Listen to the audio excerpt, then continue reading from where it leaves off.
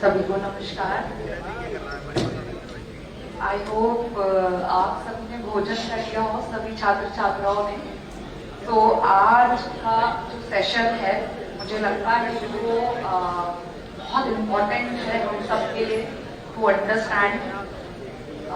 सबसे पहले मैं अपने सम्मानित सभी अतिथिगणों का, आदरणीय पैनलिस्ट का और प्रिय छात्र छात्राओं का स्वागत करती हूँ।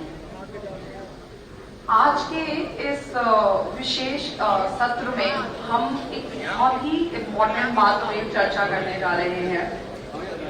ये सब्जेक्ट जितना ज्यादा इस पे विचार करें, विमर्श करें और फिर हम इसको विश्व पटल तक ले जाएं, ताकि हमारे देश का नाम और ऊंचा हो, इसके लिए बहुत जरूरी है।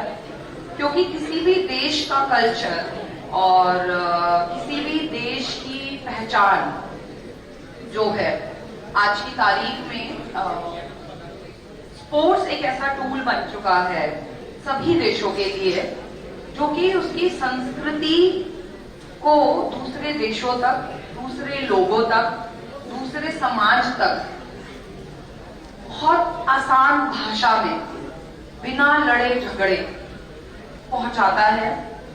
भले ही प्रतिस्पर्धा का माहौल हो, हम एक दूसरे से, हमें पता होता है कि हम दूसरी कंट्री में जा रहे हैं, हम लड़ने वाले हैं, बट वो लड़ाई बिना गोला बारूद और बिना ऐसे शब्दों की होती है जिसमें हम अपनी कंट्री को प्रेजेंट करते हैं और उसके बड़े दावे पेश करते हैं। उसी को लेकर आज इस बड़े सब्जेक्ट पर मैं कुछ सवाल पूछूंगी अपने पैनलिस्ट से और हम सब लोग चर्चा करेंगे। Sports culture and diplomacy, event इंडोनाइजेशन and women in leadership role, because it is very important to women to come out from home, from their comfort zone and lead these sports so that they can tell to the world who we are and how we are different from other countries. Sports की दुनिया में सबसे खूबसूरत बात जो मुझे लगती है, जो मैं समझ पाई हूँ इतने सालों में, वो सिर्फ स्कोरिंग नहीं होती है, सिर्फ बोर्ड पे चलने वाली एक scoring is not the sports. हम बहुत सारी कहानियां, बहुत सारे रिश्ते और एक नई पहचान, अगर आज की सोशल मीडिया के दौर पे आप देखें तो स्पोर्ट्स हमें एक डिफरेंट पहचान दिलाता है। और दो ऐसे देश जो एक तरीके से डिफरेंट डिप्लोमेटिक रिश्ते निभाते हैं, बट जब वो स्पोर्ट्स के मैदान में आते हैं तो वो लोग दोस्त बन जाते हैं। और जब वो दोस्त बनते हैं तो जब वो अपनी कंट्री में जाते हैं तो वो बताते हैं कि जो हमने किताबों में पढ़ा या जो हमें पढ़ाया गया वो लोग ऐसे नहीं हैं, वो बहुत सहृदयी हैं, सहधर्मी हैं और बहुत अच्छे लोग हैं। तो स्पोर्ट्स एक माध्यम है अपने आप को उस हर जन तक पहुंचाने का जो हमें नहीं जानते हैं। सच कहूं तो मुझे ऐसा लगता है कि लॉजिक से ज्यादा स्पोर्ट्स में हमें विजन पे काम करने की जरूरत है और भारत को स्पोर्ट्स में और विजनरी होने की जरूरत है, सो दैट और हम मेडल जीत पाए। स्पोर्ट्स हमें साहस, संतुलन और संवेदनशीलता सिखाता है और कहीं ना कहीं जब हम उसके भारतीयकरण की बात करते हैं तो हमारे पेरेंट्स तो हमें बचपन से ही बोलते हैं कि साहसी बनो। और हमारी सारी कहानियां, चाहे वो अहिल्याबाई की हो, चाहे वो रानी लक्ष्मी की हो, मैं महिलाओं के लिए बात करूंगी, महिला वीरों की बात करूंगी, तो वो साहस की है, उनके जीवन के संतुलन की है। और संवेदनशील होना तो हर भारतीय की पहचान है। तो आज के जो हमारे वक्ता हैं उन सबकी जर्नी भी ये साबित करती है खेल सिर्फ परफॉर्मेंस नहीं, विजन और डाइवर्सिटी और हेरिटेज का संगम बन चुका है। मैं सबसे पहले महिला होने के नाते अपनी पहली महिला स्पीकर से बात करूंगी। ऐसा कोई ही होगा इस सभागार में जो उनको नहीं जानता होगा। प्रोफेसर डॉक्टर अलकनंदा शोकी, आपका बहुत बहुत स्वागत है।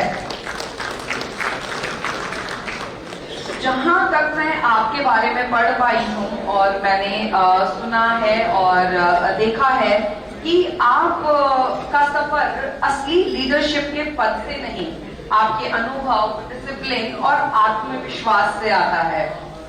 एशियन राफ्टिंग चैंपियन, नेशनल कयाकी मेडलिस्ट, आईओए की जॉइंट सेक्रेटरी, इंजीनियर कॉलेज की डीन और एक ऐसी लीडर जिनके घर में स्पोर्ट्स एक लेगेसी की तरह रहता है। तो मैम, आपका बहुत बहुत स्वागत है। और मेरा पहला क्वेश्चन ही आपसे है कि आपके अनुभव में आपने बहुत सारे, बिकॉज आप इंडियन ओलंपिक एसोसिएशन की ज्वाइंट सेक्रेटरी हैं, तो डेफिनेटली आप बहुत सारी जगह गई होंगी, यात्राएं करी होंगी भारतीय टीम के साथ। तो कोई ऐसा एक स्पोर्ट्स इवेंट किसी देश की कल्चर की दुनिया तक पहचान बनाने का असरदार तरीका आपने क्या देखा, और हम ऐसा क्या कर सकते हैं, क्या डिफरेंट कर सकते हैं जिससे हम अपनी असीम छाप छोड़े, चाहे वो भारत में बाहर के खिलाड़ियों को और देशों को बुलाने की बात हो, क्या सिर्फ नृत्य कला और संगीत, रंग रूप, ये क्या तय करेगा भारतीयकरण, या कुछ और चीज हो सकती है जिससे हम और ज्यादा अपने युवा जनों को प्रेरित कर पाए? सबसे पहले तो मैं गीता जी आपका धन्यवाद करूंगी, और मैं यूनिवर्सिटी की जो भी कार्यकारी समिति है यहाँ पर और जितने भी स्टूडेंट्स यहाँ पे बैठे हैं, आप सभी लोगों को बहुत बहुत धन्यवाद देना चाहूंगी कि इस सेशन में मुझे प्रतिभाग करने का अवसर मिल रहा है। और जैसा कि आपने कहा, अभी थोड़ी देर पहले ही खाने की टेबल पे हम लोग एक चर्चा कर रहे थे कि कैसे कोई भी देश अपनी एक छवि बना सकता है खेलों के थ्रू। तो पिछले दिनों मुझे एशियन गेम्स में जाने का मौका मिला था और हम चाइना में गए थे। वहां पे हमारे साथ एक, मतलब ये बहुत छोटी सी चीज है बट ये दिखाता है कि चाइना में किस तरह से वहां के जो नागरिक हैं वो अपने देश के लिए डेडिकेटेड हैं। तो उसमें एक उन्होंने सभी डेलीगेट्स के साथ एक चाइनीज स्टूडेंट को लगाया था जिसकी ड्यूटी थी कि वो, क्योंकि चाइनीज लोग अगर हम बाहर जाते हैं तो वो सिर्फ चाइनीज में ही बात करते हैं, हिंदी या इंग्लिश वो लोग नहीं समझ पाते या कोई भी और लैंग्वेज में वो लोग बात करना पसंद नहीं करते। तो उन बच्चों की स्पेशल ग्रूमिंग करी गई थी कि वो इंग्लिश में और जिस भी देश के डेलीगेट्स के साथ उसकी ड्यूटी लगी है वो भाषा जानते हो। तो हम इंटरप्रेटर का भी काम कर रहे थे। तो उन लोगों को जिस तरह की ट्रेनिंग दी गई थी उसके बहुत छोटे छोटे से एग्जाम्पल्स देखकर मैं बड़ा प्रभावित हुई कि वो बच्चा हमारे साथ पूरे दिन रहता था। हम लोग अगर कोई टूर्नामेंट और मैच देखने भी जा रहे हैं और वहां पे हम लोग जाकर सीट पे बैठे हुए हैं और मैच देख रहे हैं और तभी हम नोटिस कर रहे हैं कि वो बच्चा पीछे खड़ा हुआ है, तो अगर हम उसको कहते थे वॉलंटियर को कि आप आकर हमारे साथ बैठ जाइए, तो वो बड़े उससे प्राउडली ये बोलता था कि नहीं, हम लोगों की जो ट्रेनिंग हुई है उसमें हम लोगों को यहाँ पे बैठना अलाउड नहीं है, हम आपको असिस्ट कर रहे हैं।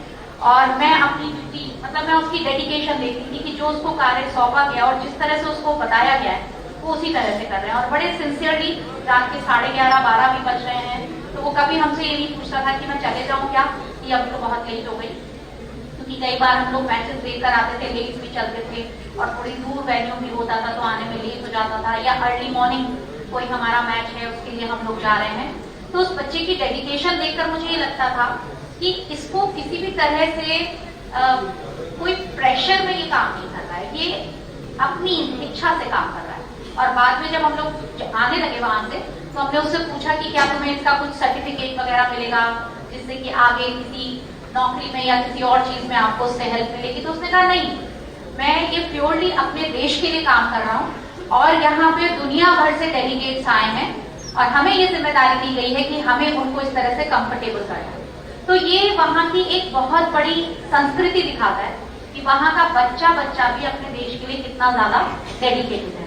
तो इसी तरह से हमारा आज जो बहुत ही एक अच्छा इंडियनाइजेशन फॉर नेक्स्ट जनरेशन जो ये टॉपिक रखा गया है, ये मुझे लगता है कि ये आज की बहुत ज्यादा जरूरत है, क्योंकि खेलों के माध्यम से हम लोग अपने बच्चों को बहुत सारी चीजें सिखा सकते हैं। और इंडियनाइजेशन इसलिए भी जरूरी क्योंकि एक तरफ हम कहते हैं कि भारतवर्ष विश्व गुरु बनने की श्रेणी में पहुंच चुका है और वहां से पूरा विश्व भारत की तरफ देख रहा है कि हम वहां से क्या चीजें अच्छी ले सकते हैं। हमारी इतनी रिच संस्कृति है जिसमें गुरुओं का आदर करना, नियमों में रहना, अपने देश के लिए बहुत बड़ा समर्पण, ये सब चीजें हमारे बहुत डीप संस्कृति का पार्ट है। तो यदि इन सब चीजों को हम खेलों में लाएं और अपनी जो नई जनरेशन है खेल में वो लोग आएंगे तो स्वस्थ भी रहेंगे, और इन सब चीजों को भी वो अगर अपने जीवन में उतार लेंगे, इंडियनाइजेशन उसमें चले जाएंगे, तो एक बहुत बड़ी जो हमारी नई आने वाली जनरेशन है वो एक बहुत ही जिसे हम कहते हैं कि बहुत अच्छी गढ़ी हुई जनरेशन को हम लोग बना पाएंगे। तो इसलिए ये बहुत जरूरी है। और अपने कल्चर को, जैसा आपने कहा भी कि ओलंपिक्स में सभी देश जाते हैं, बहुत तैयारी करके जाते हैं, और एक्चुअली ये दिखाने का माध्यम होता है कि हम कितने स्ट्रांग हैं। तो जैसे मोदी जी भी और जो हमारी प्रेजेंट सरकार है वो खेलों पे बहुत ज्यादा स्ट्रेस दे रही है, उसमें बहुत रिजल्ट्स के लिए बहुत ज्यादा पैसा उसमें लगाया जा रहा है कि अच्छी तकनीक आए, फॉरेन कोचेज आए, अच्छी प्लेयर्स की ट्रेनिंग हो, दिखाने का भी वो रखें। तो वो बेसिकली एक इंडिया को रिप्रेजेंट कर रहे हैं कि हम अगर महाशक्ति की तरह, विश्व गुरु की तरह निकल कर आ रहे हैं, तो खेलों में भी हम लोग अपना एक अलग स्थान बना सकते हैं। तो ma'am, one more question I want to ask you, like जब हम इंडियनाइजेशन की बात करते हैं तो महिलाओं की क्या भूमिका होनी चाहिए, और घर से जो अपनी मातृत्व शक्ति है उसको कैसे काम करना चाहिए। और मैं खास तौर से यहाँ बैठी हुई विद्याओं के लिए क्वेश्चन पूछूंगी। जैसे हरियाणा बहुत बदल गया है, अगर आप देखेंगे 10 सालों में हमने जो अपनी मेडल्स यही से आ रहे हैं, लड़कियां लेकर खासतौर से एब्सोल्युटली, अगर आप ग्राफ भी देखें तो we are really really great. So what do you like to say कि हमें as a women I want to ask, जब हम इंडियनाइजेशन की बात करते हैं, ठीक है गवर्नमेंट पैसा दे रहा है, हमारे पास उतने पैसे भी नहीं है जितने अदर कंट्री के पास है, उसमें फिर हम ऐसा क्या कर सकते हैं अपने प्रोग्राम्स में, अपने कल्चरल प्रोग्राम में, specifically sports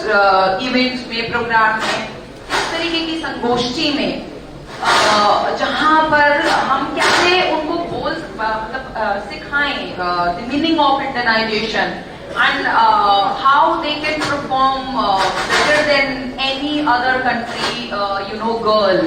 So that what I want to ask, because आप लंबे टाइम से देख रहे हैं, आप इंटरनेशनल नेशनल सारे स्पोर्ट्स को बहुत अच्छे से देख रही हैं, जज कर रही हैं, तो क्या आपका क्या अनुभव है वो आप साझा करिए थोड़ा।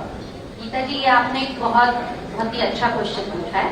मेरा तो ये मानना है कि महिला का तो डे 1 से जब एक बच्चा घर में आता है, पैदा होता है, तो तभी से ही एक महिला बहुत इम्पोर्टेंट रोल निभा रही होती है।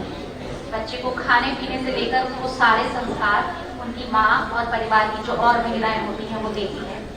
तो इसलिए जो महिला का है वो तो एक बहुत ही इम्पोर्टेंट रोल है। और अब हमारा सोच भी बहुत बदल रही है। जैसा आपने कहा, हरियाणा में पिछले वर्षों में इतना ज्यादा चेंज आया है, और यहाँ पे मेरे ख्याल से जितनी भी बच्चियां बैठी हैं, बल्कि जितने भी प्लेयर्स यहाँ पे या जो बच्चे इस यूनिवर्सिटी का भाग हैं, उन सबको उनके परिवार की तरफ से एक बहुत बड़ा सपोर्ट है, तभी वो आज यहाँ पर बैठकर अपनी आगे की शिक्षा ले रहे हैं। तो महिला का तो डे 1 से बहुत बड़ा सपोर्ट एक चाहिए ही है, चाहे माँ के रूप में हो या बहन के रूप में हो या जिस भी रूप में वो कॉन्ट्रीब्यूट कर सकती है। और अब तो लड़कियां हमारी बहुत अच्छा कर रही हैं, जितने भी हमारे मेडल्स आ रहे हैं उसमें मैक्सिमम मेडल्स हमारी बच्चियां लेकर आ रही हैं, और जिसमें हमें बहुत प्राउड फील होता है, और वो बहुत बड़ा एक मोटिवेशन है हमारी यहाँ पे जितनी भी बच्चियां बैठी हुई हैं, और इवन सारे जो हमारे मेल खिलाड़ी हैं उनके लिए भी बहुत बड़ा प्रेरणा का स्रोत रहती है। और मैं तो ये चाहती हूँ कि सपने देखने होते हैं और उसके लिए जब आप लोग एक बार जूझ जाते हैं तो आपको अपने सपने जरूर पूरे कर पाते हैं। आप सब लोग ने सुना होगा हमारी इंडियन एथलीट जिन्होंने अपने इंटरव्यू में ये कहा था कि क्योंकि ये एक सरकार ने बोला था कि डिप्टी एसपी बन जाओगे अगर तुम मेडल लेकर आओगे, और उन्होंने वो रेस जीती। तो इसका मतलब अगर आपका डिटर्मिनेशन, आपकी क्या कहते हैं, डिटर्मिनेशन बहुत हाई है तो आप अपने टारगेट को अचीव कर सकते हैं। तो बस हम लोगों को सपने देखने हैं और उसके लिए हमें प्रयास करना है, सिंसियर ऑनेस्टली हमें उसके लिए प्रयास करना है। देखिए, हार्ड वर्क का कोई भी शॉर्टकट नहीं होता, तो जब आप बहुत मन से किसी चीज के लिए प्रयास करेंगे तो जरूर वो आपको कभी ना कभी हासिल होगी। और महिलाएं तो इंडिया का एक शुरू से ही बहुत स्ट्रॉन्ग पिलर रही हैं और हमेशा प्रेरणा का स्रोत रही हैं। चलते हैं अपने सेकंड पैनलिस्ट अमिताभ पाल के पास, जो okay, I am so sorry, last minute कुछ चेंज हुआ है। सो नेक्स्ट है ओपी धरिया जी, जो कि रेसलिंग कोच हैं और द्रोणाचार्य अवॉर्डी हैं। तो सर, आप लंबे टाइम से डेफिनेटली रेसलिंग में हैं और रेसलिंग का पार्ट रहे हैं, और महिलाएं अब जैसे कि भारत में अगर सबसे अच्छा कोई गेम फ्लरिश कर रहा है अगेन कुछ पर्टिकुलर स्टेट में, तो वो एक तरीके से रेसलिंग उसमें वन ऑफ दी स्पोर्ट है। सो जैसा कि अभी कुछ टाइम पहले पिछले लगभग एक साल में मैं काफी रेसलर से मिली और महिला रेसलर से भी मिली, तो उनका ये कहना था कि मतलब ये बात मुझे बहुत टच भी करी, और वो एक महिला कोच भी हैं साई में, यहाँ काम करती हैं सोनीपत में। तो उन्होंने बताया कि पहले जो महिला रेसलर होती थी उसकी रेसलिंग देखने लोग नहीं जाते थे, उसको देखने के लिए पर्टिकुलरली लोग जाते थे। तो आज जब हम किसी भी स्पोर्ट की भारतीयकरण की बात करते हैं तो पुरुष की क्या जिम्मेदारी बनती है उन सभी लड़कियों के लिए जो रेसलिंग में आगे आना चाहती हैं और एट द सेम टाइम वो बॉडी शेमिंग का पार्ट नहीं बनना चाहती हैं, और वो चाहती हैं कि उनके गेम को देखा जाए। तो किस तरीके से हम अपने लोगों के माइंडसेट पे काम करें और क्या आप लोग कर रहे हैं, इस पे मैं 2 शब्द चाहती हूँ आपसे।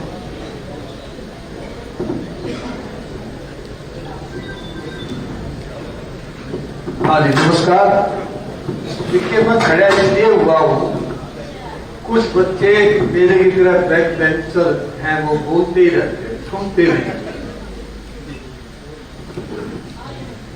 आप लोग अगर नहीं सुनते हो तो कोई यहाँ जरूरत भी नहीं है। जब एक सुर की आवाज निकलती है तो आप लोग, अगर आप लोगों के पास कोई बात हो तो शेयर करनी चाहिए और यहाँ आए और बताएं, क्योंकि आप प्रेजेंट में जहां हैं, आप यहां हैं तो अपनी हाजिरी यहां दें, घरा नहीं और ग्राउंड में नहीं। तो मेरा विशेष अनुरोध है कि आप बच्चे, या पहली दूसरे नर्सरी के तो है नहीं, आप ध्यान दें। जैसे कि मैं शुरू करता हूं मेडलों से। महिला प्रतिशत मेडल लाने के लिए किसकी जिम्मेवारी? आप लोग एक स्कूल में मीटिंग करते हैं, पेरेंट्स पीटीएम बोलते हैं, उसमें किसकी जिम्मेवारी है?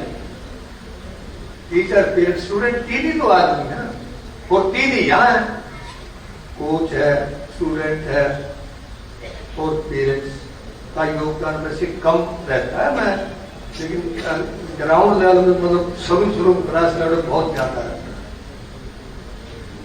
तीसरा मैं यह मानता हूं कि खेल उपकरण, स्पोर्ट्स इक्विपमेंट। अच्छा, कुछ पैसे की बात जैसे मैडम ने कही, पैसा आज पैसे वाला आदमी का बच्चा गेम नहीं करेगा। 80% 90%। आप अपने इर्द गिर्द घूम लें, पैसे की कोई बात नहीं है। डेडिकेट कवर द डेडिकेशन, उसकी जरूरत है। अगर आप लोग चाहें, आप लोग जैसे योगेश ने कहा था, एक कोच एक ओलंपियन तो बहुत बड़ी बात है। तो आप लोगों ने डिप्लोमे में आए हो, कोचिंग में आ गए हो और कोर्स पढ़ने की तैयारियां चल रही है, और आपसे गांव में पूछेंगे लोग, भाई तू कोच लग गया, आज आप कोचिंग का कोर्स कर जाए, फिर कुछ दिन आपको जॉब मिल जाएगी। अगर आपने डिप्लोमा ले लिया और जॉब लगी तो आपका उद्देश्य मेडल लाने का ही होना चाहिए। अब तक तो आपका उद्देश्य पर नंबर आ जाएंगे, डिप्लोमा अच्छा हो जाएगा, तो आप लोग इस पर ध्यान देंगे ना, तो ऐसी कोई बात नहीं है कि मेडल भारत के ना आए, 100%। अच्छा, आप लोग खुद स्वयं केवल अपने लिए काम करें। आप लोग तगड़ा बनना चाहते हैं और कमजोर बोलो, अच्छा बीमार रहना चाहते हैं स्वस्थ, तो आप एक बहुत ज्यादा जागरूक हैं। अगर आप मतलब मान लिया मैं और आप कुश्ती लड़ते हो, एक आदमी कोई, अब वो जीतना चाहेगा, मैं जीतना चाहूंगा अपने लिए, वो अपने लिए, आप अपने लिए मेडल ला दें, अपने लिए काम करते हैं। एक परिवार का कोई भी बच्चा, देखो दो ही रास्ते हैं, ये शॉर्टकट बात चल रही है ना, दो ही रास्ते, शिक्षा के, और कोई रास्ता ही नहीं किसी परिवार का या किसी बच्चे का या परिवार का या समाज का या किसी देश का ऊपर उठने का, कोई रास्ता नहीं। बाकी धंधे हैं, लोग किसी शहर में घुस जाए, दुकानें हैं, लेकिन हमने काम करना चाहिए। यदि हम कोच लग गए तो देश के लिए पदक कैसे लाए आप लोग, और ऐसा है सरकार तो सारी पाछा घूमेगी। आप ये खिलाड़ी कितने हैं, इनके पीछे घूम रहे हैं, इनके साथ फोटो खिंचाएंगे, मेरा फोटो खींचा सुशील के साथ, योगेश के साथ, तो आप लोग केवल अपने लिए आज जो कोच हो जाओगे तो भी सरकार का बहुत बड़ा योगदान आपको मिलेगा। अवार्ड दे रही सरकार, पैसे दे रही सरकार, पेंशन दे रही सरकार, अपने लिए काम करें भाई। कहीं भी जाएं अपनी पहचान बढ़ाएंगे तो आपकी पहचान आपके काम से होगी, ना कि चाम से। अगर काम करोगे ना,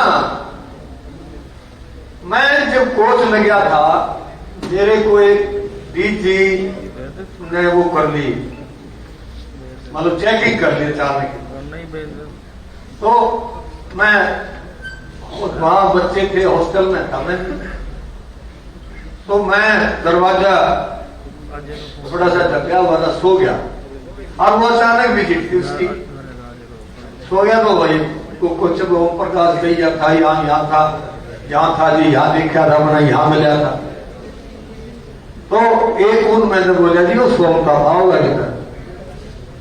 अच्छा वो डायरेक्टर जब आए तो अच्छा इस कमरे में देखा, बोले ये रहा, अच्छा मुझे कोई नहीं घुसा, मैं देखूंगा इसको। तो मेरा मुंह खुला हुआ था, हाथ लंबे ऐसे खुले थे, वो बाहर आ गया, बोला नहीं इसे नहीं उठाना।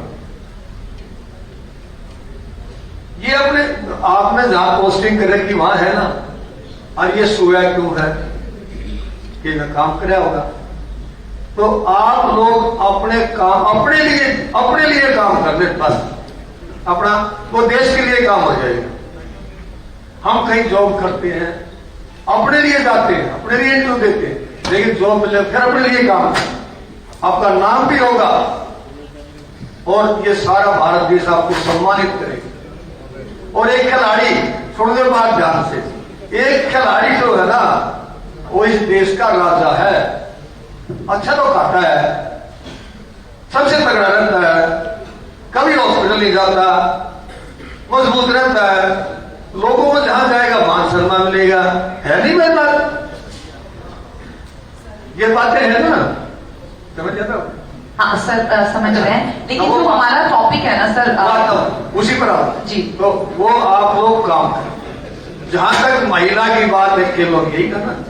जी जी, मैं आपसे मॉरलिटी की बात कर रही हूँ। मान लीजिए बहुत प्रसिद्धि मिल गई, जो आप बोल रहे हैं, आपकी सब्जेक्ट पे मैं आ जाती हूँ। एक सेकंड आप मुझे सुन लीजिए, एक सेकंड के लिए। मान लीजिए बहुत प्रसिद्धि मिल गई किसी खिलाड़ी को, बहुत प्रसिद्धि मिल गई, और ऐसा हुआ भी है, आपको पता होगा, एक बहुत बड़े रेसलर थे, उनको बहुत प्रसिद्धि मिली, बट उनकी मॉरल वैल्यूज पे काम नहीं करा गया। तो भारतीय जो हमारी भारतीयकरण है, जो हमारी भारतीय संस्कृति है, हमें बचपन से नैतिकता के बारे में बताया जाता है कि बड़ों से ऐसे बात करें, धीरे बोले, लड़ाई नहीं करनी है। किसी ने आपको, अगर आप तगड़े हो गए बहुत ज्यादा, और आपने, मान लीजिए आप तगड़े हो गए और आपने विश्व पटल पे कोई मेडल जीत लिया, आपके साथ किसी ने छोटी सी टीजिंग कर दी, मान लीजिए आप आए, किसी ने आपको चढ़ा दिया, अब आप बन गए तगड़े और आप बन गए बड़े, तो और आप भूल गए कि हम भारतीय हैं। मान लीजिए उस समय उसको एक ध्यान ना रहे, एक आक्रोश आ जाए, नैतिकता का ध्यान ना रहे, तो उसके लिए क्या स्पोर्ट्स प्लेयर में, क्योंकि उसका खान पीन जो होता है गर्म तासीर का है, चीजें हैं, उसको एक्स्ट्रा दी जा रही हैं, तो उसमें ऐसी क्या मॉरल वैल्यूज सिस्टम हम डेवलप करें अपने खिलाड़ियों में, apart from the sports, so that वो इक्वालिटी को समझे, वो अपने प्लेयर्स के साथ या अपने गांव वालों के साथ या बाकी लोगों के साथ एक अच्छा व्यवहार भी करे और एक एग्जाम्पल सेट करे। ये एक, इसका मैं आंसर आपसे चाहती हूँ। देखिए, एक छोटा सा बच्चा 9-10 महीने का, 1 साल का, वो जानता है गलत क्या है, ठीक क्या है। मिट्टी खाने की आदत होगी तो इधर उधर देख कर खाएगा। तो मोरल वैल्यू तो वहां है, वहीं से सब ने पता है, लेकिन कहीं स्वार्थ में, कहीं किसी और उसके लिए खा लेता है। और वो मोरल वैल्यू तो यदि बच्चा चाहे, और हम तो यार पढ़े लिखे लोग हैं, मोरल वैल्यू तो हमारे में होनी ही चाहिए, तो आदमी शिक्षित है, उसको मोरल वैल्यू की कहीं आनी ही चाहिए। वो किसी सरकार देखो 3 काम नहीं कर रहा, 3 काम नहीं कर रहा। एक, जिस काम के करने का डर लग रहा हो, जिस काम करने की शर्म आती हो, और जिस काम के करने में संदेह। मोरल वैल्यू उसी सब जानते हैं मोरल वैल्यू को, लेकिन हमारे कहीं ना कहीं टकरा जाते हैं इशू। तो और लड़कियों की जहां तक है कोचिंग का, एक हमारा ससाने में पंचायत हुई थी पहले, कई साल पहले, वो करे दहेज नहीं लेना चाहिए, नहीं देना चाहिए, पंचायत होगी। वो बोले भाई ये तो स्टेज पर ऊपर बैठे थे ना, ये मान जाए दहेज ना लेने की बात, सब कोई भी नहीं लेगा। तो यदि हम टीचर, हम कोच, अरे हम तो यार फादरों की बात सुनते बड़ा शर्मिंदे हैं। चाचा कोई भी किसी को कुछ नहीं कह सकता, बाहर वालों को, ये अपने थिएटर है। आप कहीं सो जाओ रेलवे स्टेशन पर, आपको कोई नहीं पूछेगा। यदि आप जानकार हैं तो वो आपसे पूछेंगे क्यों भैया कुछ हो रहा है। तो वो जो लड़कियों का भय निकालने की वाली बात है, वो हमारे अंदर होनी चाहिए, क्योंकि यार हम कोच, हम टीचर, हम इस देश के रखवाले, हम इस देश के शिक्षक। हर शिक्षक का मान सम्मान, कोच भी एक शिक्षक है। आप पढ़कर देखो शिक्षक, ये बातें ही नहीं आएंगी मन में। हमारे यहाँ एक लड़की है, फरोगी है, वो शूट करती है, उसके साथ एक फौजी कोच भी है। इतना ज्यादा मतलब नजदीक से कोचिंग कराता है, लेकिन एक जैसे बिल्कुल फादर और बेटी की तरह। जब आपके अंदर भावना आएगी ना मेडल की, और कि भाई उसके प्रति इतना लगाव हो जाए कि मैंने इसको वर्ल्ड का ओलंपिक मेडलिस्ट बनाना है, तो ये सारे जो भाव है ना, ये डर है। हाँ, हमारे समाज में डर क्यों पैदा हुआ? क्योंकि केस हो रहे हैं रोज अखबार। अरे ये अखबार वाले, मीडिया वाले तो चले गए, सुनते नहीं। मीडिया में वो खबर जल्दी लाएंगे और मेल को लाएंगे, तो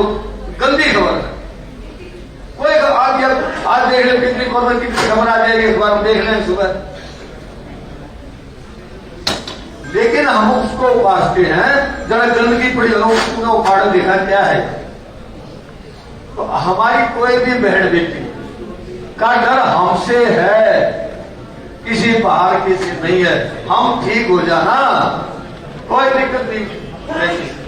हाँ, मेडल लेकर अच्छा काम करें। ठीक है सर। और मेडल की जहां तक बात है ना, इससे बात की जरूरत नहीं है, आप लग जाओ, आपका देश सम्मान बढ़ाएगा, अच्छा करने लगेगा। अगर यहाँ पदक पड़ा, अगर मुझे एक बात और बताओ, सीनियर नेशनल का ध्यान दो, सीनियर नेशनल का कोई मेडलिस्ट बिना गवर्नमेंट में जॉब हुआ है? सीनियर नेशनल का मेडलिस्ट कोई विदाउट जॉब और गवर्नमेंट जॉब में ना हो, बताओ मुझे, इतना बढ़िया देश है यार।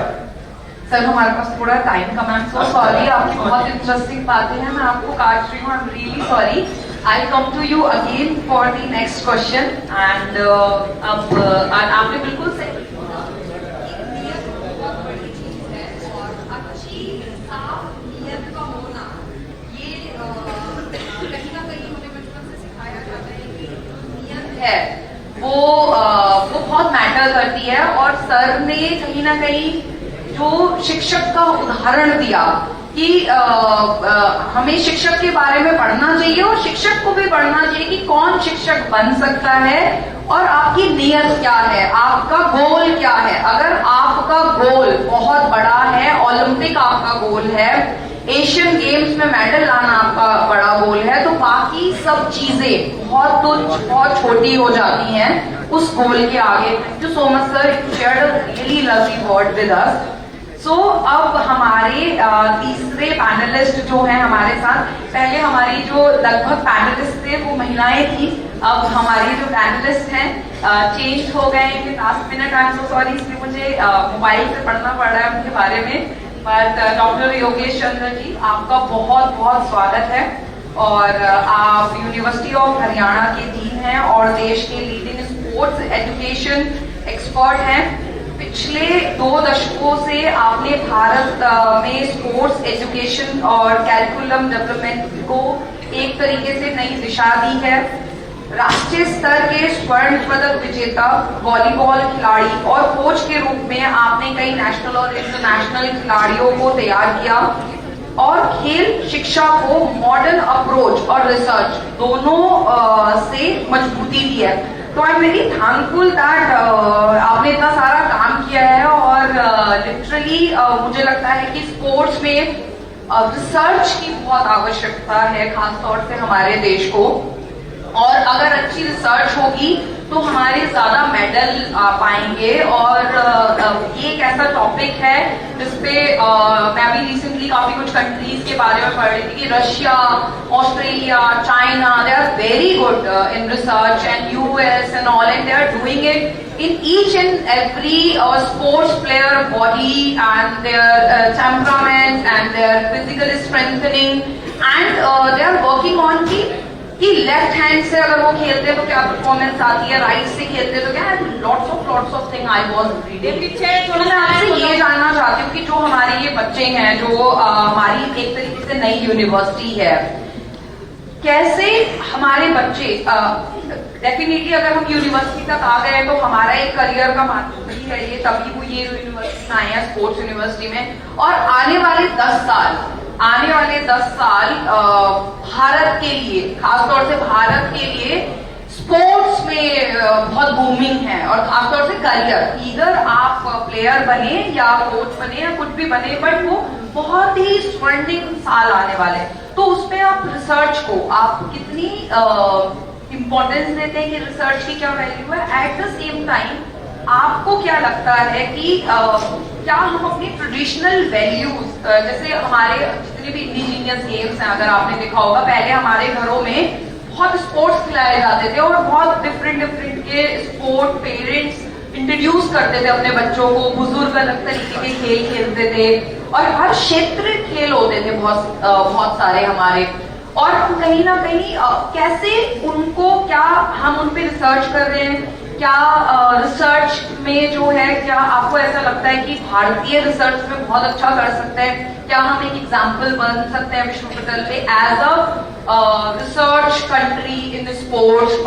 जैसे बाहर के कोचेस हमारे इंडिया में आके इंडियन प्लेयर अगर उनको इंटरनेशनल खेलना है तो वो ट्रेन करते हैं, तो इज इट पॉसिबल अगर हम रिसर्च में एक वैल्यू ऐड करें अपनी मतलब लाइक कुछ ऐसा ऐड करें जो हमारी धरोहर को शो करे, तो हम बेटर कर पाएंगे, हम भी इंटरनेशनली कोचिंग कर पाएंगे, चीजें कर पाएंगे? थैंक यू गीता जी। आपने रिसर्च की बात की तो एक अनुभव आपसे शेयर करना चाहता हूँ। रिसेंट अभी 2 महीना पहले मैंने Nippon sports science university visit किया टोक्यो में। निप्पॉन स्पोर्ट्स साइंस यूनिवर्सिटी में, एक छोटी सी यूनिवर्सिटी ने 153 ओलंपिक मेडल दिए जापान को, और 300 से ज्यादा ओलंपियन है उस यूनिवर्सिटी के, मोर देन 300 ओलंपियन। जब एक निप्पॉन स्पोर्ट्स साइंस यूनिवर्सिटी ऐसा कर सकती है, why not sports university of Haryana? वो एक सवाल है। और अगर आप उसके पीछे की स्ट्रेंथ देखेंगे तो सबसे बड़ी स्ट्रेंथ जो है उनकी रिसर्च की है, डेडिकेशन की है, the kind of funding they are inducing in research. और ओवरऑल अगर आप जो प्रोफेसर है, वो प्रोफेसर सिर्फ ये नहीं है कि मुझे क्लास में काम करना है, that's all. They practice their knowledge. ज्ञान ग्रहण करने के या ज्ञान अर्जित करने के 2 तरीके हैं, either you create the knowledge और you borrow the knowledge. Creation of knowledge takes time, no doubt we are doing good. Research की जहां तक बात है कि अगर 40% इंडियन नासा में बहुत अच्छा कर रहे हैं और इंडियन यहीं से गए, हम यहां पे भी बहुत अच्छा कर सकते हैं। मेरा दुनिया में अलग अलग देशों के प्रोफेसर से एक्सचेंज होता रहता है, बातचीत होती रहती है, ऑफर भी आते हैं काम करने के लिए। लेकिन ओवरऑल जो इकोसिस्टम है, कहीं ना कहीं जो फंडिंग के इश्यूज हैं रिसर्च में, ओवरऑल अगर आप देखेंगे दुनिया में बहुत लिबरल फंडिंग है। हो सकता है मैं कई बार अपने एक फ्रेंड है मेरे प्रोफेसर, उनसे मजाक करता हूँ, यार तुम बड़ा कॉन्फ्रेंसेस और इधर जाते हो, मैं बोला यार तुम्हारे बड़े अच्छे जर्नल में पब्लिकेशन होती है, 50-50 हजार रुपए पेपर प्रोसेसिंग फीस है। फॉर एग्जाम्पल मैं आपको आज मैं अगर अपनी सैलरी से एक अच्छे जर्नल में अगर पेपर पब्लिश करना चाहता हूं तो प्रोसेसिंग फीस भी मुझे अपनी पॉकेट से बियर करना पड़ता है। इवन अगर मुझे कहीं कॉन्फ्रेंस में जाना है, सेमिनार्स में जाना है, मैंने कहा कि borrowing of knowledge is a good idea and quick idea. तो अगर आप अच्छा ज्ञान कहीं से अर्जित करना चाहते हो, ग्रहण करना चाहते हो, तो हमें अपने रिसर्चर्स को इनकरेज करना पड़ेगा, फंडिंग काफी लिबरल बनानी पड़ेगी। और ये जो हमारे बच्चे हैं, अभी मैं अपने साथ 3 बच्चे भी जापान लेके गया था, इन बच्चों को एक्सपोजर देना पड़ेगा। प्रोफेसर अपने बच्चों को एक्सपोजर देते हैं, अलग अलग यूनिवर्सिटीज की विजिट कराते हैं। तो कहीं ना कहीं छोटे छोटे जो मुद्दे हैं, अगर उन मुद्दों को पे काम किया जाए तो काफी अच्छा, हमारे ब्रेन बहुत अच्छे हैं। मैं कहूं दुनिया के बेस्ट ब्रेन में से इंडियन ब्रेन है। तो अगर इकोसिस्टम को हम कहीं ना कहीं अलाइन कर दें, एक अच्छा सिस्टम बनाए, तो बहुत बढ़िया कर सकते हैं। दूसरा चीज में वेमेन इन लीडरशिप रोल की भी मैं बात करूंगा।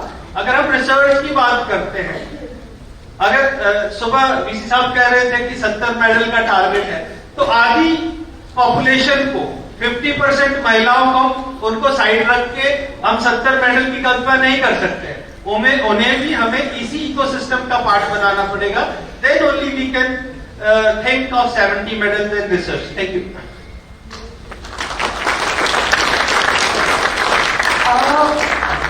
मैं अगेन प्रोफेसर योगेश आपके पास आना चाहूंगी और ये पूछना चाहूंगी कि स्पोर्ट्स साइंस, आपको क्या लगता है कि स्पोर्ट्स साइंस में कैसे हम अपनी फीमेल महिला खिलाड़ियों को, क्योंकि क्या होता है कि जो मेल खिलाड़ी है, जो फीमेल खिलाड़ी है, अगर उनका करियर ग्राफ देखे तो हमें थोड़ा पहले retirement age comparative to man, हमें थोड़ा पहले रिटायरमेंट प्लान करना पड़ता है, चीजें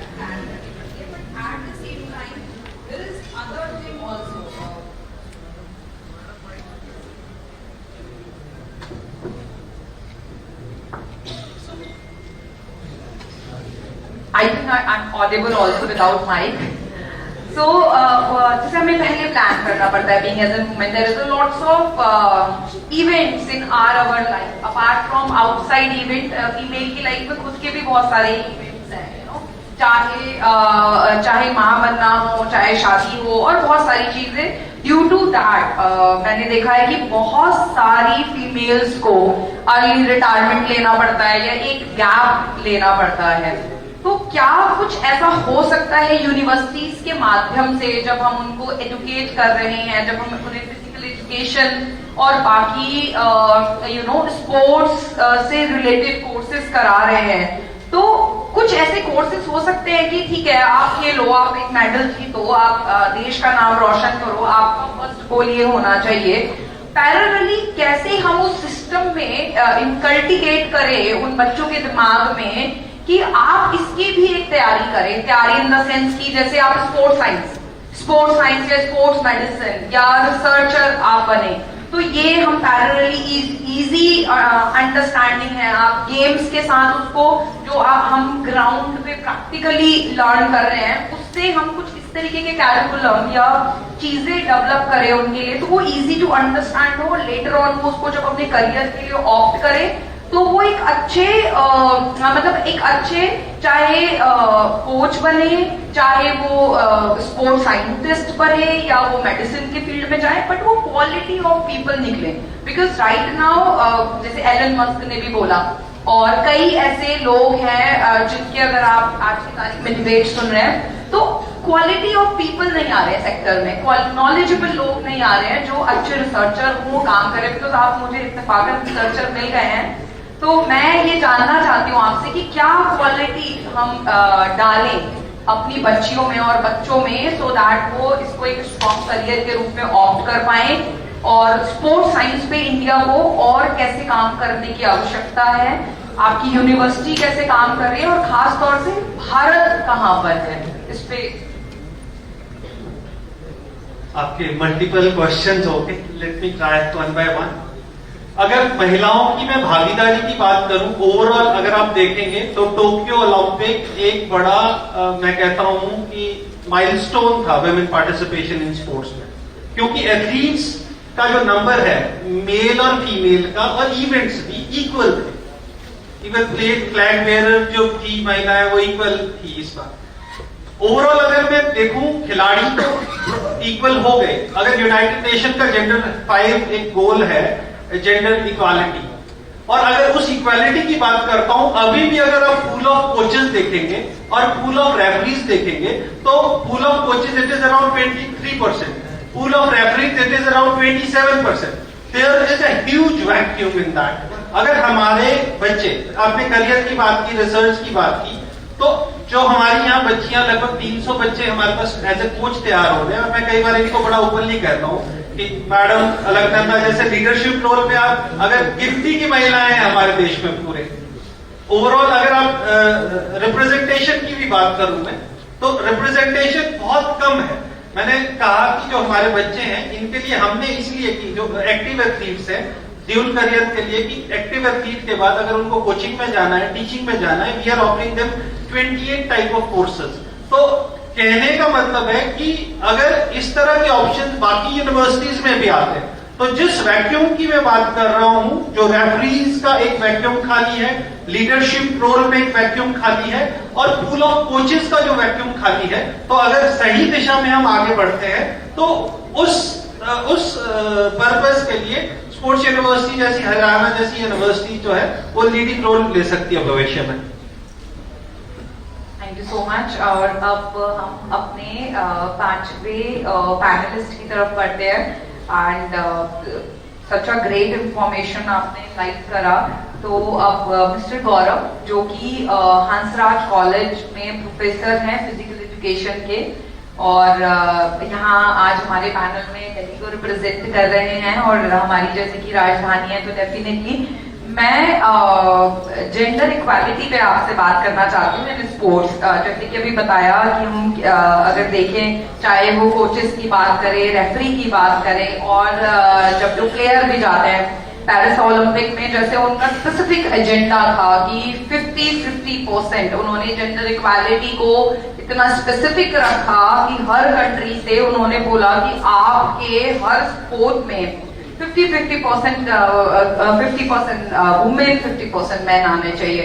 तो एज अ दिल्ली यूनिवर्सिटी, क्योंकि आप फिजिकल एजुकेशन में आप पढ़ा रहे हैं, आप प्रोफेसर हैं, तो कितने आपके वहाँ फर्स्ट प्रोफेसर हैं, फर्स्ट आप कहाँ देखते हैं कि एज अ भारतीय हम तो महिला शक्ति की बात करते हैं और हमारी सारे जो भगवान हैं, जो हमारे सारे मतलब सारी शक्तियां हैं, शक्ति जो है वो हम शक्ति के उपासक जब किसी को बोलते हैं तो वो माँ काली है, और जब ज्ञान की बात करते हैं तो माँ सरस्वती है। तो क्या हम जेंडर इक्वालिटी पे बिल्कुल सटीक एग्जाम्पल खड़े हो पा रहे हैं, या हम अभी काफी पीछे हैं?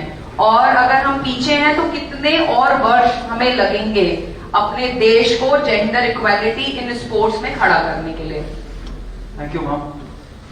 गीता मैम की अच्छी बात है कि वो अपने क्वेश्चन में कई सारे आंसर भी देती है, तो पैनलिस्ट को आवश्यकता नहीं रहती ज्यादा मेहनत करने की।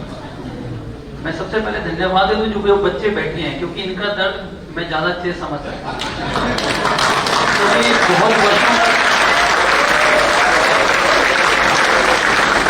बहुत वर्षों तक ऐसे बैठना पड़ा, और कई बार जबरदस्ती होता था टीचर अटेंडेंस काट लेंगे या फिर मार्क्स काट लेंगे। ये प्रोफेशनल कॉलेज में प्रॉब्लम है।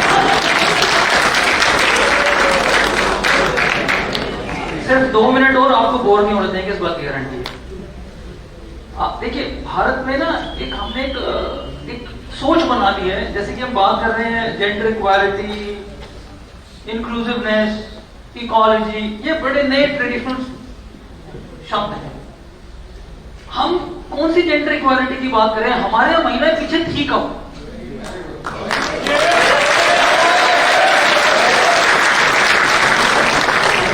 देखिए, ये जो आपका टॉपिक है Indianisation of next generation sports management, को 2 मिनट के लिए शांत कर लीजिए। मतलब भारतीय दर्शन खेलों के ऊपर क्या है? हमारे यहाँ तो आज का discussion no doubt it was more toward the Olympic medal, शायद वो थोड़ा लिमिट होना चाहिए। मेरा व्यक्तिगत विचार है, हर घर में भी एक मेडलिस्ट हो गया, फिर क्या? उसके बाद क्या होगा? हम हाइपोथेटिकली एज्यूम करते हैं कि हर घर में एक मेडलिस्ट हमारे पास हो गया। भारत कहीं ना कहीं जिस रफ्तार से हम आज चल रहे हैं, तो कभी कभी ऐसी स्थिति भी आ जाएगी कि भारत में जो हम चाह रहे हैं आंकड़ा वो हो जाएगा, फिर क्या होगा? तो फिर क्या हमारे सारे कार्यक्रम रुक जाएंगे क्या? देखिए, हमारी जो सोच है, जो भारतीय दर्शन है इसके ऊपर, वो बहुत व्यापक है। आप फिजिकल एजुकेशन स्टूडेंट हैं, ये जो शब्द है आपका स्पोर्ट्स, फिजिकल एजुकेशन, भारतीय दर्शन में ये आदिकाल से है, क्रीड़ा और व्यायाम। तो इस क्रीड़ा और व्यायाम की मूल फिलॉसफी के साथ भारतीय दर्शन खेलों में काम करता है।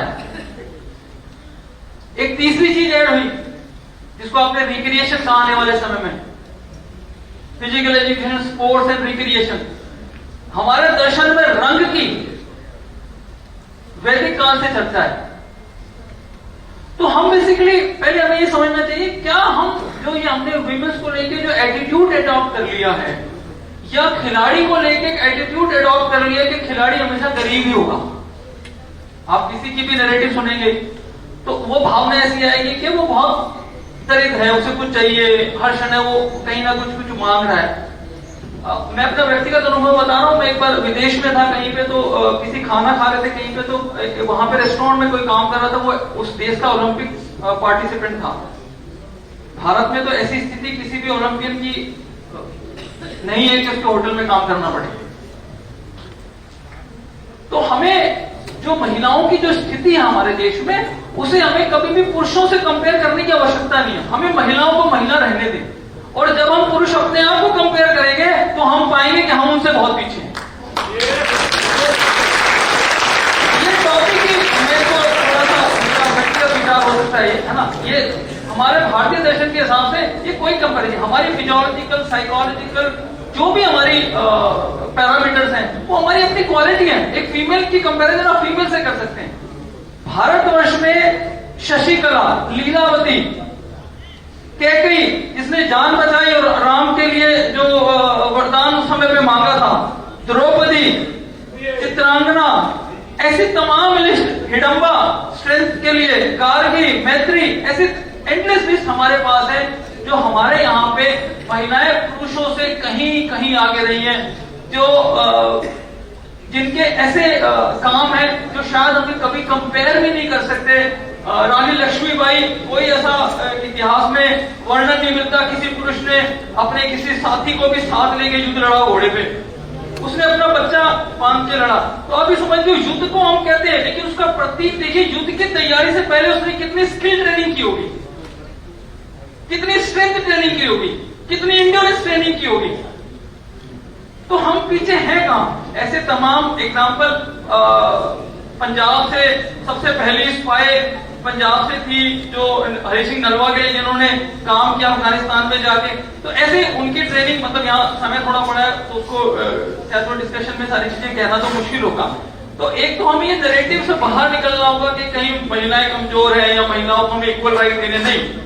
महिलाओं को सिर्फ हमें उन पे विश्वास जताना है और इनको इस घेरे से बाहर करना है कि हम आपके लिए कुछ करेंगे। हम तो अपने लिए कुछ कर ले पहले। तो हमने महिलाओं को इस एटीट्यूड से देखना बंद करना है। हमने महिलाओं को विश देनी है और वो करेंगी, और आज वो सक्षम है। देखिए उनके साथ कहीं कुछ गलत नहीं होगा, they have all the right mind, they speak out. हम उनको इतना दबाव समझ क्यों रहे हैं कि वो कुछ कह नहीं पाएगी, कुछ कर नहीं पाएगी? ये हमारी मानसिकता है। हमने एक इकोसिस्टम ऐसा तैयार कर दिया है कि ये ही डोमिनेटेड ही रहेगा।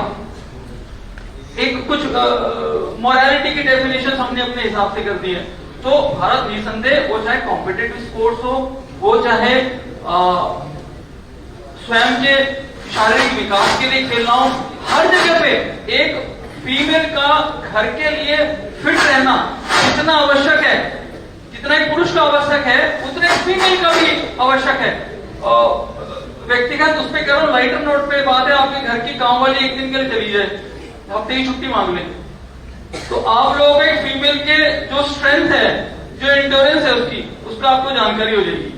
तो महिलाएं हमारी अच्छा कर रही है और थोड़ा हमें आई थिंक कुछ स्ट्रक्चर्ड प्रोग्राम्स उनके लिए बनाने की, करने की आवश्यकता है, जो during the course of time I think चल रही है। Something better will happen in future. So much. तो ओवरऑल एक बात हो गई, लेकिन स्टिल जो मेरा क्वेश्चन था, like definitely you answered so well, कहाँ वो मिस हो गया? कहाँ जो हमें रानी लक्ष्मीबाई या अहिल्याबाई या इस तरीके से जो स्त्रियां हमारे समाज में थी, या आज की जब हम बात करते हैं जिसमें बहुत ज्यादा आपके पास सोशल मीडिया है, टीवी है, डिफरेंट मीडियम है, जो कि कहीं ना कहीं आपको डिस्कनेक्ट कर रहा है चीजें। पहले में भी चीजें बाहर नहीं आती थी, और मे बी ऐसा हो सकता है कि हम सब अलग अलग, जहां से मैं आती, फॉर एग्जाम्पल उत्तराखंड से, वहां महिला बहुत ज्यादा पावरफुल है, चीजें हैं, और वो बहुत डिफरेंट तरीके से मतलब लाइक अपनी पावर या स्ट्रेंथनिंग को शो करती हैं। बट वहाँ मेडल्स नहीं है बहुत सारे स्पोर्ट्स में, अगर मैं देखूं तो कहीं ना कहीं घर के इतने काम होते हैं या घर की इतनी चीजें हैं जो महिलाओं के ऊपर है वो जिम्मेदारी। जैसे कि आपने जितनी भी बात करी वो जिम्मेदारियों की बात करी कि मतलब महिला के बिना ये जिम्मेदारी नहीं हो सकती। मेरा स्पोर्ट्स में है कि कैसे, बिकॉज आप प्रोफेसर हैं और आपकी यूनिवर्सिटी में आप एक प्रोफेसर हैं, तो क्या ऐसा हम अपने पेरेंट्स को या समाज को, जो हमारे साथ में बैठे हुए साथी हैं, अगर हम इक्वलाइजेशन की भी बात करें, ठीक है, हमें ये लग रहा है आपके हिसाब से भारी रूप एक हो सकता है, बट फिर क्यों नहीं है इक्वल कोचेस? क्यों नहीं है? कहाँ पर हम मिस कर गए? क्यों नहीं है कि स्पोर्ट्स यूनिवर्सिटी में, आपकी यूनिवर्सिटी में, मेरा क्वेश्चन है, कितनी फीमेल कोच हैं, कितनी फीमेल रेफरी हैं? और जब आप किसी स्पोर्ट को खेलने जाते हैं, अभी हमने एक खेल महाकुंभ प्रोग्राम कराया था, मेरे लिए इतना डिफिकल्ट हो गया पूरे भारत में बात करना, 5 गेमों में मुझे फीमेल रेफरी नहीं मिल रही थी बहुत सारे स्पोर्ट्स की। अभी हमने नेशनल गेम्स का भी, I was the part, and then वहां पर भी आई हैव सीन इट। जो आपने देखा है वो आपके क्वेश्चन है, तो वो मैं जानना चाहती हूँ कि वहां पर हम क्या अपने आप को कहाँ 10 सालों में देखते हैं? That is what is my question. जी देखिए, आपका स्टैटिस्टिकली आपका क्वेश्चन बिल्कुल ठीक है कि नंबर की क्वालिटी स्टैटिकल ग्राउंड पे कहीं ना कहीं मिसमैच है, लेकिन उसके लिए हमें कोई ऊपर से नीचे उतरने की आवश्यकता नहीं है, नीचे से ऊपर की तरफ जाने की आवश्यकता है। पहली बात, हमें जो स्पोर्ट्स का अभी तक जो प्रोफेशन था ना जी, वो कहीं ना कहीं मैं फिर उसी बात पे आऊंगा, एक इकोसिस्टम इस तरह का हमने बनाया हुआ था कि वो स्ट्रेंथ डोमिनेटेड जगह है जहां पे फीमेल्स फिट इन नहीं होंगी, ऐसा एक माइंडसेट लोगों का था। उन खेलों में भी एक नैरेटिव आया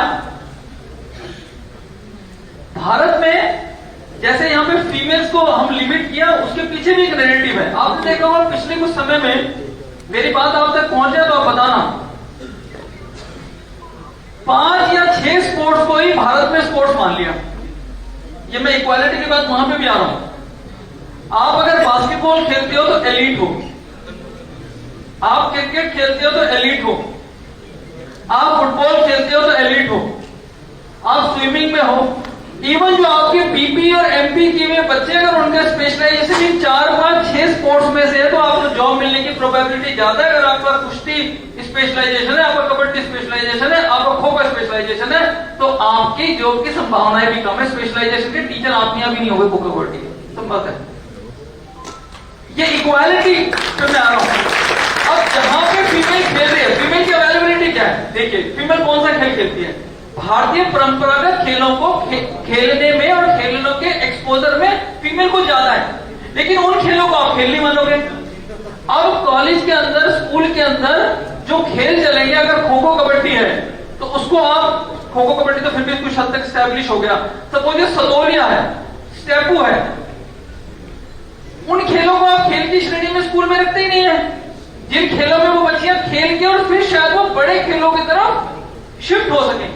आप डायरेक्टली एक बच्चे को कहते हैं जिसकी हाइट एवरेज 5 फुट 2 इंच है, आप बास्केटबॉल खेलो, रिंग सेम है, वो 4 बास्केट फेंकती है, डिसऑर्डर हो जाती है, वो एग्जिट ले लेती है स्पोर्ट से। तो इनइक्वालिटी नो डाउट है, उसके लिए काम होना चाहिए, लेकिन उसके काम नीचे से शुरू होगा। पहले हमें अपने भारतीय परंपरागत खेलों को एक्सेप्ट करके, भारत कब खेलों को खेलने वाले देश से खेलों को देखने वाला देश बन गया, इसकी चिंता हमें करनी पड़ेगी। क्योंकि फीमेल क्यों नहीं आ रही खेलने में? क्योंकि वो घर के जो खेल खेल सकती है,